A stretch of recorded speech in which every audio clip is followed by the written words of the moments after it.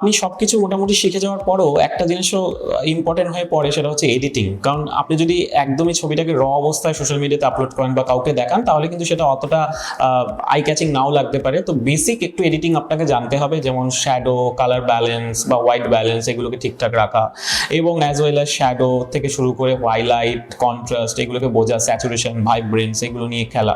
তো এর জন্য আপনি কিছু মোবাইল অ্যাপ ইউজ করতে পারেন, স্ন্যাপসিড আছে, অ্যাডোবে লাইটরুম আছে। মাইনার চেঞ্জ করবেন, বেশি ওভার এডিট করতে যাবেন না, কারণ ওভার এডিট কিন্তু প্রফেশনাল লুক দেয় না। ওভার স্যাচুরেশন, ওভার কন্ট্রাস্ট কখনোই ভালো লাগে না। অল্প অল্প চেঞ্জেস করবেন এবং দেখবেন অটোমেটিক্যালি আপনার ছবিটা আরো বেশি অ্যাপিলিং হয়ে যাবে।